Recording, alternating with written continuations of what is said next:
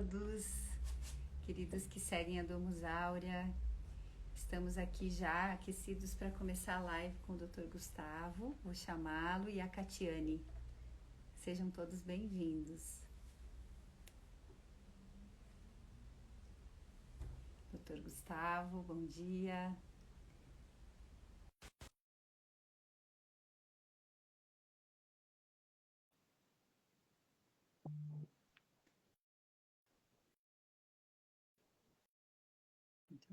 Bom dia. Tá me ouvindo, doutor? Bom dia, bom dia. Tô te ouvindo, tá me ouvindo? Sim, tô te ouvindo bem. Agora sim, tava um Ah, pouquinho, desculpa, tava um ah, pouquinho silencioso.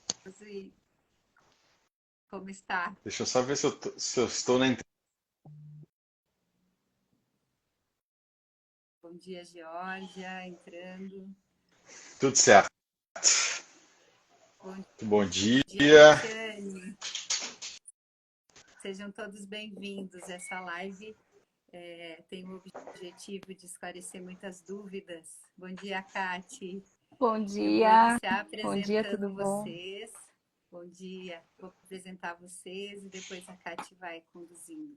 Então, o doutor Gustavo é advogado formado há 7 anos, mestre em Direitos Humanos, tributarista, e estuda os direitos da educação, especialmente aqueles atribuídos ao homeschooling, há mais de 10 anos, né, doutor? Atua nessa área e tem sido um socorro para muitas famílias que têm sido abordadas ou que têm essa dúvida, enfim, tem sido realmente uma ajuda eficaz aqui para nós no Brasil, uma providência. E a Catiane, eu acho que eu te deixo te apresentar, né, Cati? Bom dia, tudo bem? Eu sou a Catiane, eu sou meio homeschooling há mais de 10 anos. Pratico homeschooling há mais de 10 anos. É um prazer Muito estar aqui, é uma honra estar aqui, falando com vocês um pouquinho sobre as questões jurídicas que trazem tantas dúvidas, né, aos pais, às famílias. E o nosso objetivo da live é esse, né, sanar algumas questões. E só queria falar um pouquinho então da Domus Áurea, né? A Domus Áurea é uma plataforma digital que ela possibilita o encontro então dos pais e dos educadores e de profissionais também. Então os pais podem entrar na plataforma para procurar os educadores podem se cadastrar e serem encontrados por essas famílias. E na plataforma nós temos o diário de bordo. No diário de bordo é um lugar onde a gente vai anexar fotos, atividades, vídeos e fazer com que a coisa fique um pouco mais organizada, né? Para a gente poder comprovar depois a evolução das nossas crianças, né? E é por isso que a gente chamou então o doutor Gustavo, né? Para sanar algumas dúvidas jurídicas e também para falar para a gente da importância de ter esses registros, de ter guardado e organizado essas avaliações, esses registros, para a gente poder comprovar, né, quando precisar. E eu vou começar então, porque eu sei que o doutor Gustavo tem um horário bem, bem apertadinho, né? Vamos começar. Eu queria que o senhor começasse a falar, então, desse uma introdução para a gente sobre qual a situação do homeschooling no Brasil hoje e por que, doutor Gustavo, que juristas consideram a LDB acima da Constituição Federal e dos tratados de direitos humanos, já que numa escala de hierarquia, ela deveria vir depois, né? Mas fala um pouquinho para a gente sobre isso, doutor. Tá bom. Bom, primeiro, né, bom dia ou boa tarde para quem já almoçou. Muito obrigado pelo convite de vocês, né? Eu conheci a plataforma também recentemente, achei super interessante, muito importante para as famílias, né? E uma iniciativa assim, uma das melhores iniciativas que eu vi assim nos últimos anos para as famílias educadoras. né? Acho que dá um suporte muito bom. Além, óbvio, das associações que são importantes, que eu já falei em algumas lives, né? Eu acho que ter essas ferramentas ajudando as famílias, né, a fazer registros, a encontrar também profissionais, né, da área da educação, enfim, profissionais que trabalham, né, em volta da educação domiciliar. Muito importante, parabéns por essa iniciativa de vocês. E me sinto muito honrado aqui, feliz também para poder contribuir um pouco aqui com a minha experiência, né, com o que eu venho trabalhando nos últimos anos. Bom, em relação ao horário, só para explicar, eu até falei esses dias que eu estou com um problema sério de saúde na família, estou dando um suporte para um familiar, e isso tem, assim, me consumido bastante do horário. Óbvio, a gente tem, né, em certa medida, colocando o escritório um pouco de lado, né, para atender essas questões, então, às vezes realmente fica justo o tempo, né, mas agradeço a compreensão de vocês também nesse sentido. Olha, em relação ao panorama, né, vamos dizer assim, da questão jurídica do homeschooling no Brasil. Nós tivemos, em 2018, né, uma decisão do Supremo Tribunal Federal que basicamente pautou a situação jurídica no Brasil, né, e como se encontram os entendimentos nos tribunais brasileiros a partir desse julgamento do STF no fim de 2018. Então, esse julgamento ele serve hoje de base para muitas decisões dentro do Poder Judiciário, né? Porque vincula, tendo repercussão geral, vincula esse entendimento a todo o Poder Judiciário. Nessa decisão, assim, basicamente, o que ficou decidido, assim, né? De uma forma breve. Olha, o homeschooling no Brasil, a nossa Constituição permitiria o homeschooling no Brasil, portanto, ele seria constitucional nesse sentido, uma vez que diz lá no artigo 205, né, que a educação é dever do Estado e da família, né? E justamente por isso deveria ter a participação do Estado, né, nessa educação domiciliar, nesse homeschooling. E para isso precisaria de uma regulamentação, de uma lei, né? E além disso também colocou lá que essa lei deveria tramitar no Congresso Nacional. Isso ficou assim em breves linhas o que ficou decidido lá em 2018. É óbvio que o homeschooling no Brasil não começa em 2018, né, pessoal? Nós tínhamos milhares de, que nem a própria Catiane falou aqui, há mais de 10 anos ela já pratica, nós já tínhamos milhares de famílias praticando, né? Antes disso, inclusive tínhamos processos, né, judiciais tramitando também, que foram suspensos, né, até a decisão de 2018. Muitos deles depois tiveram seu desfecho depois da decisão de 2018. Então não é um assunto novo, né? Nada disso no Brasil, mas teve uma decisão que pautou o Poder Judiciário e o entendimento da administração pública em geral, né? Dos entes da administração pública em geral. Bom, a gente ficou dependente dessa lei, né? Dessa lei que tramitasse no Congresso Nacional. Como já tínhamos projetos de lei lá desde a década de 90, tramitando no Congresso Nacional, com uma dificuldade imensa, né, de aprovação, de debates, enfim, os estados do Distrito Federal e alguns municípios começaram a receber essa demanda da sociedade e começaram a legislar, né? Tivemos leis em vários locais do país, né? Distrito Federal, tivemos, acho que Salvador, tivemos municípios, Porto Alegre teve lei, aqui onde eu estou, né? Teve uma lei aprovada. O homeschooling, eu brinco, né? Brinco não, é uma realidade. O homeschooling teve vigência no ano inteiro de 2022 em Porto Alegre. Todas as famílias que, né, estavam em homeschooling em 2022 estavam protegidas por lei. Depois essas leis começaram a ser declaradas inconstitucionais por vício de competência, que a gente fala, justamente pelo entendimento de que deve ser, para tratar desse assunto, deverá ser uma lei que tramite no Congresso Nacional. Que é o caso do projeto de lei que está hoje no Senado. Nós tivemos o projeto.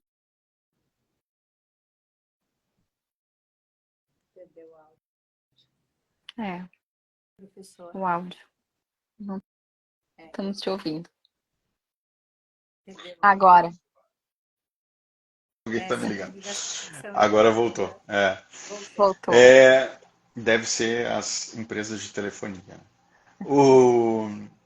Então, a gente teve um projeto de lei, o projeto de lei tramitando, né, aprovado na Câmara dos Deputados e hoje está tramitando no Senado.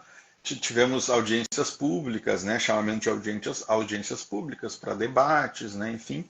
E hoje ele está lá paradinho, a gente não tem, trocou a relatoria do projeto, enfim, a gente não tem muito muita ideia de como ele está tramitando agora, até por todo esse cenário político que a gente vem vivendo aí nos últimos meses, troca de governo, etc. e tal. Mas está lá, foi aprovado na Câmara e está tramitando no Senado. Esse assim, é o panorama a partir desse julgamento de 2018. Então nós ficamos num limbo jurídico, né? O homeschooling é constitucional, porque a nossa Constituição, né, abarcaria a possibilidade do homeschooling, desde que regulamentado, mas nós não temos regulamentação. Então a gente fica dizendo, nós temos um direito, as famílias têm direito, mas a gente não consegue acessar esse direito. O que é uma coisa meio esquizofrênica, assim, né? Mas a gente tem assim, atuado fortemente nesse sentido. E aí que vem, acho que a segunda parte da pergunta, né? Por que alguns consideram a LDB acima da Constituição ou acima dos tratados internacionais? Até mesmo no debate do Supremo Tribunal Federal, o voto do relator, que foi o ministro Barroso, né? Ele traz a questão dos tratados internacionais, a Declaração dos Direitos Humanos, né, do Pacto de São José da Costa Rica, traz assim muito brilhantemente, ao meu ver, né, como fundamentação, mas ele foi um voto vencido, os outros nem tocaram basicamente nesse assunto. Né? A gente acaba tendo a aplicação assim na prática das leis que estão em vigor, que estão em vigência no nosso país. Né? Por que a LDB é considerada acima? Né? É uma leitura errada essa, porque a Constituição de 88, ela traz alguns regramentos gerais sobre a educação, né, de como deve ser a educação no nosso país, mas ela deixa para leis, né, regulamentar isso em detalhes, que é o caso da Lei de Diretrizes e Bases. Então, a Lei de Diretrizes e Bases ela deve ser lida, né, à luz da Constituição. Ela está abaixo porque ela é uma lei inferior na hierarquia, né, das leis, vamos dizer assim, das normas, mas ela deve ser lida em conjunto. Então, assim, ela não está basicamente abaixo, mas ela está junto com a Constituição. Tá? É óbvio que os tratados internacionais, sim, deveriam ter um outro peso no nosso ordenamento jurídico, que no caso da educação ele é tratado de uma maneira inferior. Né? Ou seja, ou nem tratado, é desconsiderado, né? Na prática. Assim como o direito natural. Eu sei que tem uma pergunta lá no final sobre direito natural, que tu já me mandou, né? Mas, assim, basicamente é o mesmo tratamento. Eles servem como uma argumentação muito mais teórica, e é muito bonito na prática, né? Está tudo lá colocado nos tratados internacionais, a primazia, né, da escolha dos pais pelo gênero da educação, né, a prioridade que os pais têm sobre isso. Tem isso reproduzido também num tratado, né, mais local aqui das Américas, como é o Pacto de São José da Costa Rica, mas isso fica muito bonito no papel. Né? E a gente, que nem eu falei antes, a gente tem um direito e a gente não consegue acessá-lo. Uma dificuldade que, em outros casos, ela é suprida de outras maneiras pelo próprio Poder Judiciário. Ele encontra meios de se acessar esse direito, ainda que não esteja em lei, ou seja, ainda que não esteja positivado. No nosso caso, ele inclusive está positivado nos tratados internacionais, ele está escrito. Né? Ele está lá, a gente consegue ler e ver que nós temos esse direito, mas a gente não consegue acessá-lo.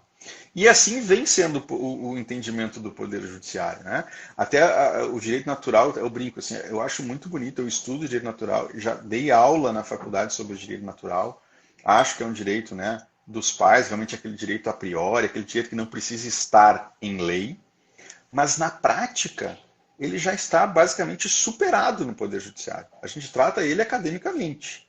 A gente trata ele em livros, a gente trata ele, né, nos debates teóricos, mas na prática ele não existe. O que existe hoje é um direito positivo, aquele direito que está na lei. E também a gente pode entrar depois em pós-positivismo, que é o que se extrai daquilo que está escrito na lei. Né?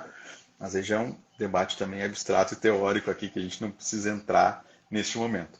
Mas assim, em resumo, situação jurídica, o STF diz que é constitucional o homeschooling, né? Não todas as formas de homeschooling, né? Mas aquela que tem a participação do Estado, a nossa Constituição diz que é dever do Estado e da família, mas a gente precisa de uma lei que regulamente esse direito para a gente poder acessar. Enquanto a gente não acessa esse direito por lei, aplica-se o que está na LDB e, em alguns casos, o que está no Código Penal, né? Que é o caso do abandono intelectual. E aí a gente pode entrar na questão dos registros. Isso, doutor. Falei Até eu demais, né? queria. Eu falo demais, né? Vocês vão me cortando aí, Jerusa e Catiane, por favor. Jerusa, tu tem alguma coisa para colocar? Não, esse cenário jurídico ele nos mostra que a gente sabe que o Estado no Brasil é incompetente para educar, que a BNCC e todas as ferramentas que ele utiliza são políticas, tem um viés ideológico interminável. Agora mesmo aqui no nosso estado, o governador está convocando e pagando pessoas para fazerem licenciatura, pagando R$ 800 por mês, e vão concluir cursos de geografia e história em um ano, sei lá. Então, porque ele tem que suprir vagas nas escolas. E a gente sabe que existe um uso da educação no Brasil para diversas finalidades, que não é a criança, que não é o adolescente, que está falido, né? Que a gente está, principalmente na pandemia, se passou adiante, se proibiu de reprovar, e se passou adiante crianças que hoje estão com 11 anos e não sabem ler, não sabem escrever. E a LDB, quando foi feita, não pensou em homeschool, pensou naquela criança que morava na rua, que estava realmente abandonada em outros aspectos. A educação era o de menos, né? E essas crianças seguem abandonadas, seguem em situação de risco, e a gente vê cada vez mais. Então, a LDB, se for olhar a hermenêutica jurídica ali, a intenção do legislador não foi impedir o homeschool, então ela está sendo, inclusive, mal aplicada, né? Então, falando em abandono intelectual, os registros que os pais fazem certamente vão mostrar que essa criança que está em homeschooling está avançada em 2 ou 3 séries em relação às crianças na escola, que é o que se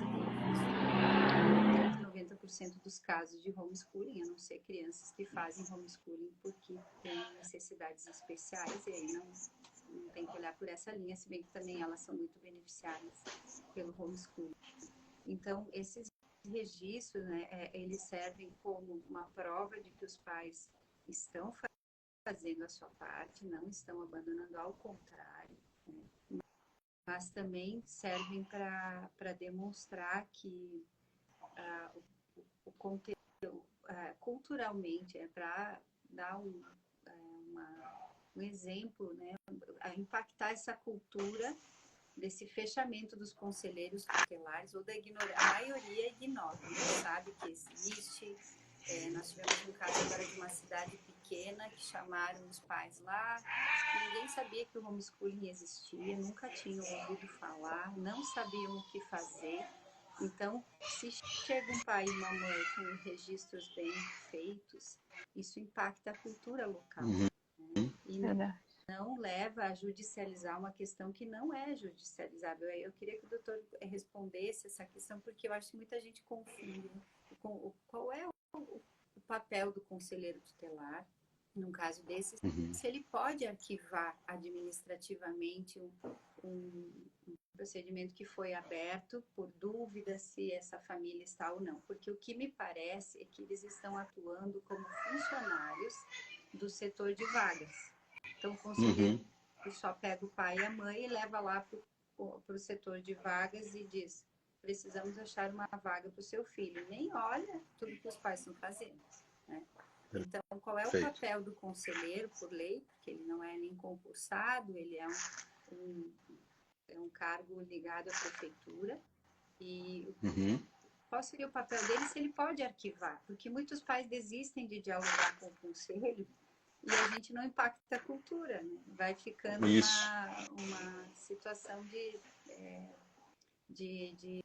abandono da luta, né? na situação concreta. Perfeito. Primeiro, assim, a questão da LDB, eu acho que tu colocou muito bem, Jerusa, a questão de que ela tem, vamos dizer assim, um aspecto que não levou em consideração o homeschooling. Perfeito, não levou, né? Mas, assim, como uma lei, ela, vamos dizer assim, ela é aplicada de maneira geral a todo mundo. Por isso que eu faço esse gancho com a questão, assim, de casos específicos e concretos que fazem a diferença. Como ela é uma lei, né, que não foi pensada nessa situação, a administração pública, os agentes públicos, eles têm ela para se utilizar, né, como ferramenta para obrigar o pai a matricular, a fazer escolarização, assim como o ECA, né, o Estatuto da Criança e Adolescente, de forma geral. Qual é o resultado que a gente tem, aproveitando a sua pergunta, né, das famílias, do caso concreto em específico? Que a gente vê que os grandes sucessos, os casos de sucesso para arquivamento de denúncias, até mesmo os casos que são poucos no Poder Judiciário, ou antes, né, no âmbito do Ministério Público, são os casos específicos em que as famílias conseguem demonstrar a necessidade daquele caso concreto, daquela especificidade daquela família, não do geral. Né? Não é uma aplicação de uma lei geral que vai conseguir visualizar que tipo de educação, que tipo de empenho aqueles pais estão fazendo naquele caso. Né? E por isso a importância dos registros e de se ter um ambiente saudável de estudo e harmônico dentro de casa e demonstrar isso para a administração, né? para os agentes públicos. Justamente para dizer, olha, o meu caso é assim, é a minha família, sou eu como pai, como mãe, que estamos preocupados com a educação dos nossos filhos, com todo esse cenário que tu também falaste, né, Jerusa, desse caos na educação que nós temos aqui fora, mas é assim que eu faço com os meus filhos. Tá? Onde que os registros entram nisso? Bom, eu preciso registrar o que eu estou fazendo com os meus filhos. Né? Eu não vou dar uma fotografia daquele momento específico, mas o que eu venho fazendo ao longo dos anos. Né? Óbvio que tem, eu sempre brinco, eu falo brinco, mas existem dois propósitos dos registros. Até a gente poderia aprofundar isso até num curso maior. Né? Propósito pedagógico, que vocês devem saber muito melhor que eu, né? Para a gente poder acompanhar justamente a evolução daquilo que a gente está fazendo com os nossos filhos, poder ter ali como é que se diz, dados, né, de evolução, o que a gente fez, o que funcionou, o que não funcionou. Então, o elemento pedagógico dos registros e o elemento legal, né, para servir justamente como um indício ou como uma prova de que eu não abandonei os meus filhos intelectualmente. Né? Então, os registros têm essa dupla função pedagógico para demonstrar que eu estou acompanhando meu filho, que eu estou evoluindo, que eu estou indo para algum lugar, né? Que eu não estou assim jogado, né? Não, eu vou fazer homeschooling com meu filho, mas eu não sei o que eu estou fazendo, eu não sei para onde eu estou indo, eu não sei nada, né? Só ele está fora da escola. Bom, isso pode ter consequências legais depois, né? E essa consequência legal que a gente também tem com esses registros para a gente dizer para as autoridades públicas, não, meus filhos não estão deixando de receber educação, que é a caracterização do abandono intelectual. Né? Bom, em relação ao conselho, né? Sim, o conselheiro ele pode arquivar e temos muito sucesso nos arquivamentos. O primeiro contato que a família tem a partir de uma denúncia é com o conselho tutelar. Assim, é para ser a regra. Existem casos em que não passa pelo conselho, tá? Já vou avisando que existem bizarrices que a gente vê acontecendo, especialmente em cidades pequenas. Mas a tendência é assim, vamos dizer, existe um padrão, né, de comportamento. A denúncia vai para o conselho tutelar, o conselheiro faz uma visita à família, ou ele notifica a família para ir à sede do conselho explicar. Depois, não arquivando a denúncia, ele encaminha para o Ministério Público, para um promotor que vai receber a notícia do fato, né, essa denúncia, vai notificar de novo a família para se explicar ou para fazer a matrícula, né, e depois que vira processo judicial. Então, basicamente, nós temos 3 fases, né, se tudo corre certo, se tudo segue o caminho natural, vamos dizer assim. A primeira fase, que é a do conselho, é a fase onde a gente tem menos formalidade, ou mais informalidade, que a gente tem mais diálogo, que nem você falou, né? É aqui o momento que a família precisa dialogar, que a família precisa demonstrar a necessidade daquele caso, aquilo que acontece com ela. Por isso que eu falei antes, né, que os casos de sucesso são quando a família demonstra ali as características daquele caso específico daquela família. E é nesse momento que a gente tem a oportunidade de fazer isso, com o conselho tutelar. Né? E o conselho tutelar, com os seus agentes, qual é a função principal? Fiscalizar e verificar se há um direito violado da criança e do adolescente. É simples assim. Né? Então, se ele não verifica que há um direito violado, ele pode simplesmente arquivar. Ele tem essa autonomia para fazer isso. Né? E esse é o momento perfeito para fazer isso. Porque depois que essa denúncia avança para o Ministério Público, aí nós já temos um grau de formalidade maior, já abre-se um processo administrativo, ganha o númerozinho de um processo, a gente vai ter eventualmente uma audiência junto com o promotor, né? Então a gente vai ter que se comunicar de uma maneira mais formal. O diálogo, ele diminui, a flexibilidade de um diálogo diminui no Ministério Público, porque eles são o Ministério Público, são fiscais da lei, né? Eles estão atuando ali em proteção daquela criança.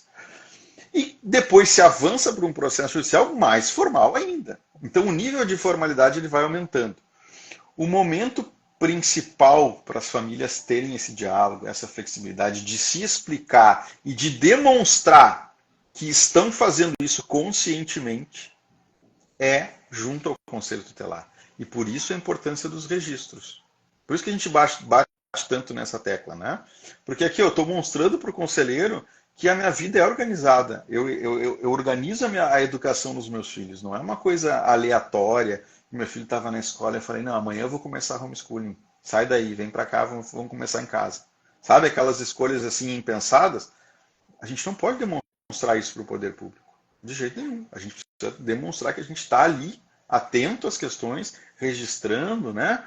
E fazendo todo o acompanhamento da educação dos meus filhos. Não sei se ficou claro, se eu falei... Sim, ficou claro. O senhor falou da importância, então, do registro das atividades das crianças. Eu queria pedir, se alguém que está assistindo, tiver alguma pergunta, pode perguntar, né, aqui embaixo. Mas eu queria saber quais são as informações fundamentais que tem que ter nesse registro.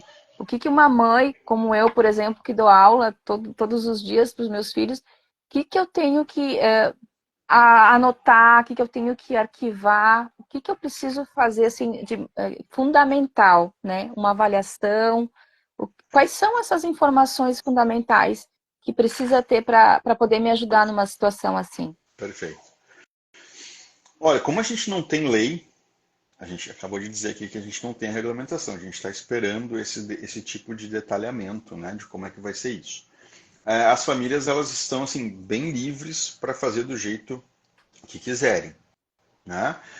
O que essas famílias precisam ter, vamos dizer assim, em mente na hora de fazer o registro? É justamente o que eu acabei de falar. É demonstrar uma organização pedagógica daquilo que está acontecendo. Então, um planejamento é de primeira importância. Né? Demonstrar que existe um rumo para aquilo, né? Para aquilo que está sendo feito.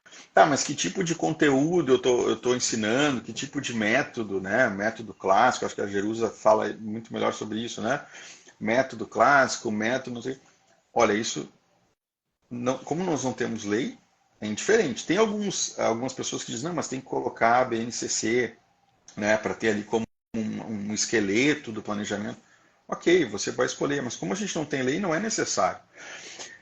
Eu preciso demonstrar, o que eu preciso ter em mente? Eu preciso demonstrar para o poder público que eu estou organizado, que eu estou conduzindo a educação dos meus filhos de uma maneira organizada, certo?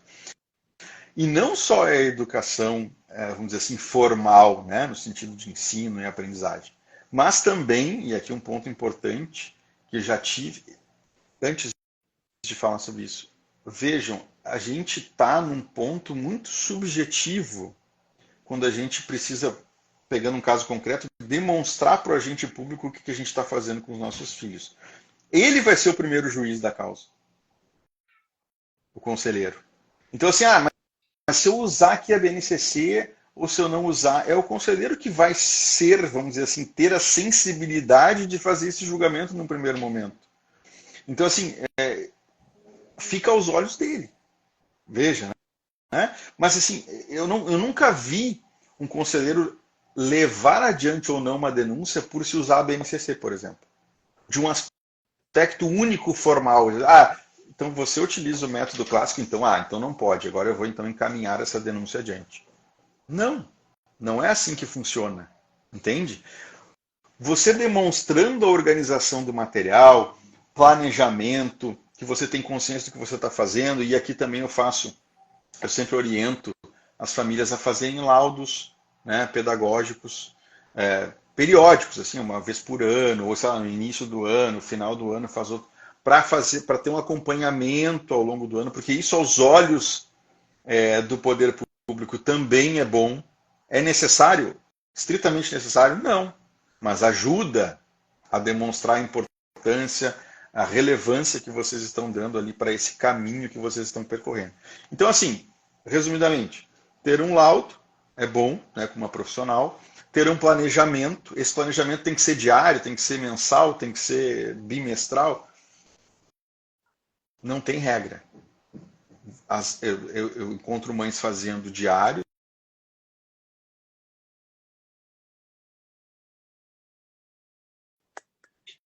faz um breve comentário, né? Olha, meu filho foi bem nessa atividade, demonstrou interesse, né? Demonstrou dificuldade, então um breve relato do que aconteceu naquela atividade, né? Sei lá, demonstrou dificuldade, tenho que retomar mais adiante, breves, né? Isso pode ser diariamente, pode ser semanalmente, né? Aí de acordo com a dinâmica que a família escolher para esse tipo de registro. Óbvio, ter o material que vai ser utilizado, geralmente as famílias têm comprado materiais online, PDF, imprimem, né, às vezes, para fazer as atividades.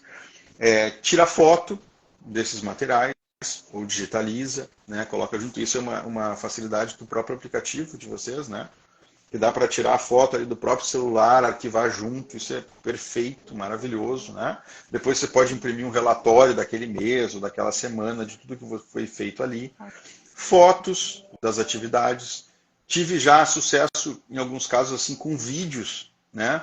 Da criança lendo uma poesia, lendo um poema, né? Numa atividade junto ali com os pais, com os irmãos. Isso para encaminhar para a administração, para o conselho ou para o Ministério Público, é legal, né? Isso toca, é o caso concreto, é aquela família, é aquelas crianças estudando. Então, todas essas situações da própria família fazem a diferença nessa sensibilidade daquele primeiro juiz, né? Daquele primeiro juiz que vai poder arquivar ou não o caso. E além, isso que eu ia falar antes, além da questão formal, a questão do convívio social. E a gente sabe que também, assim, é um ponto que toca bastante. A gente sabe que tem muita bobagem sendo dita, né? Essa questão de socialização, tem todo esse mito da socialização, que para a gente que já está nesse ambiente, né, é realmente um mito, né? Mas para a administração, para os entes, né, para os agentes, é importante e faz diferença.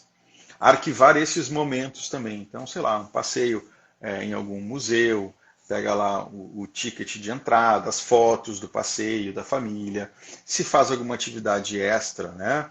Um curso de idiomas, de línguas, pega um certificado do curso, pega uma declaração de que a criança estudou lá durante os últimos 6 meses. Esportes, né?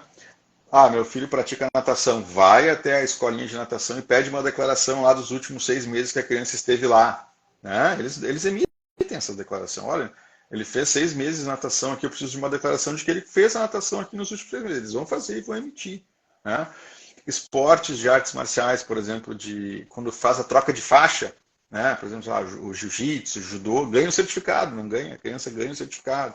Esse certificado já é ali uma prova que a criança frequenta aquilo. Além de fotos, vídeos, desse convívio social. Às vezes, e isso é engraçado, né?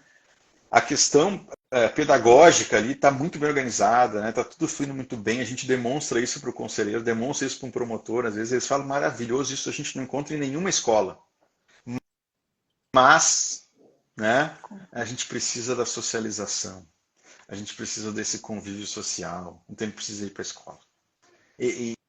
Então esse ponto, né, às vezes assim, é o gancho que eles têm para forçar uma matrícula, para encaminhar diante a denúncia. Então, se resguardar desses detalhes também de convívio social faz diferença. Faz diferença. Jerusa, tu quer falar alguma coisa, fazer alguma colocação? Eu queria falar que a Domusáurea, quando criou esse aplicativo para fazer esses registros, foi justamente pensando na praticidade, porque para quem tem vários filhos, em fases diferentes, são é um volume grande de papel produzido e a gente se perde um pouco no registro, é verdade. E, inclusive, ali na Domus Aurea há uma interação entre os professores, porque os profissionais, os professores podem se cadastrar, por exemplo, uma pedagoga, uma psicóloga, um professor de várias áreas, e ele mesmo pode interagir no portfólio do aluno. Eu achei isso maravilhoso. Pois é, aí esses laudos já vão inseridos pelo próprio profissional, sem precisar que o pai e a mãe participem dessa parte burocrática. Então, acho interessante. E essa praticidade de estar com o celular num parque, aí registra ali o filho. Está com o celular na entrega de faixa, então já está na mão, né? Faz isso, porque ter isso em vários lugares que a gente tem que, na hora que é chamado, reunir tudo isso e leva como numa caixa, num arquivo na prática é bem complexo. Isso. Então, eu acho interessante que a gente também possa gerar, tem muitos educadores se cadastrando ali na Domus Aurea que já trabalham com essa integração social entre os alunos. Então, isso também, que o senhor falou, é muito interessante. Eu não tinha pensado na situação de defesa em demonstrar. Então, eles já fazem saída de campo, ou fazem um encontro entre as famílias, e aí Isso. ou própria aula online com outros alunos. Enfim, é só uma questão de demonstrar, né? Exato. Exato. E isso para o advogado é perfeito, é maravilhoso também. Que nem você falou, às vezes a quantidade de registro é muito grande, né? Em um relatório, né, mostrando ali, não precisa trazer todos os arquivos de atividades, não precisa trazer tudo, mas tem um relatório do que aconteceu durante aquele período, né? Sim. Isso para apresentar perante o Conselho Tutelar ou o Ministério Público facilita bastante a vida do advogado também, quando precisa fazer essa defesa, essa contranotificação, enfim, junto às autoridades. É interessante colocar no processo, que é o profissional, normalmente é uma pedagoga, uma professora, que sabe fazer o planejamento do ano. Porque se chega na defesa e apresenta um planner, assim, quais os objetivos para essa criança, para esse final desse ano, essa criança tem que estar lendo e escrevendo frases, etc. Então, tem um plano para chegar lá no objetivo final. Tem profissionais para... Eu sei que o Educando para o Céu faz, estavam aí ligados, mas tem outros profissionais que fazem. E a ideia da Domus Aurea é trazer esses profissionais. Isso realmente faz diferença, né, doutor? Faz diferença. Faz total diferença, né? Não é uma garantia, né, de que a gente vai arquivar a denúncia com isso, mas demonstra essa preocupação da família, demonstra que a família está fazendo isso conscientemente, que não está assim, que nem eu falei, né, fazendo um homeschooling aleatório, sem objetivo, que a criança está jogada, um dia eu faço uma atividade, fico 2 dias sem fazer nada, volto semana que vem pego, sei lá, um outro assunto, né? Isso demonstra uma certa incapacidade da família de organizar a educação dos filhos, né? Então, aos olhos, né, dos agentes públicos, isso é uma falha, né?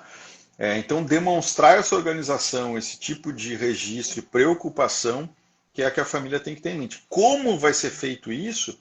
Pode ter as suas variações, né? Mas precisa se demonstrar, de alguma forma, né? E sempre pensando assim, bom, ainda que, digamos que tudo dê errado, né, que a denúncia vá para frente, que eu seja obrigado a fazer a matrícula dos meus filhos. Bom, eu tenho ali pelo menos para demonstrar isso num eventual retorno à escola também, né, para fazer uma classificação, uma reclassificação, levar esse material, olha, já fez isso aqui, para fazer uma avaliação mais completa também do conhecimento, né, de acordo com a faixa etária daquela criança. Esse retorno é sempre mais complicado. Hoje até coloquei uma orientação que eu dei para uma família que ela teve muito sucesso no retorno. Mas a gente tem encontrado algumas dificuldades assim, para isso. Então, ter também essa bagagem, né, esses registros, pode ajudar também nisso. Né? Jerusa, a gente tem... Oi, deu um corte aqui para mim. Deu um corte. Tem alguma Tem alguma pergunta, Jerusa? Não, nenhuma Pra gente fazer? pergunta. Não sei se Nenhuma vocês pergunta, entenderam que é então. no ponto de interrogação que eu desativei os comentários para não ficar Eu não sei se vai ficar de gravado. vocês. Eu acho que me Vai Vai ficar gravado. perguntaram lá no post. vai, Ótimo, ótimo. vai Então, ficar gravado. Eu não vou tomar mais tempo do doutor, então. Eu só quero convidar todo mundo a seguir o nosso perfil, conhecer nossa plataforma, dar o feedback também, né? A gente está sempre disponível para melhorar, né? Então, dá aquele feedback. O senhor também fica à vontade, né? Para nos ajudar eu tenho a que me melhorar cada vez cadastrar, eu mais. tenho que me cadastrar. Ah, Vocês é. podiam fazer esse cadastro para mim lá. Pode deixar. Eu tenho indicado bastante aqui, tá, vocês, Que então bom. agradeço mais uma vez o convite, desculpa assim pela questão do tempo, do horário, mas se quiser, né, posteriormente me convide de novo, eu volto com o maior prazer. Uhum. Parabéns pela iniciativa, né, Obrigada. Obrigada, e contem comigo. doutor. E quem ficou, quem assistir a live depois, pode mandar perguntas no Pode direct mandar do perguntas, isso casal aí. e a gente vai fazendo a tabela aqui para responder. Maravilha. Certo? Isso aí. Então, Obrigada, um doutor bom dia para Gustavo. todo Boa mundo. tarde. Obrigada. Obrigado, fique com Disponibilidade. Deus. Tchau, Tchau, tchau. tchau. As nossas orações aí para sua família. Até mais. Amém, Amém. obrigado. Tchau, Tchau. tchau.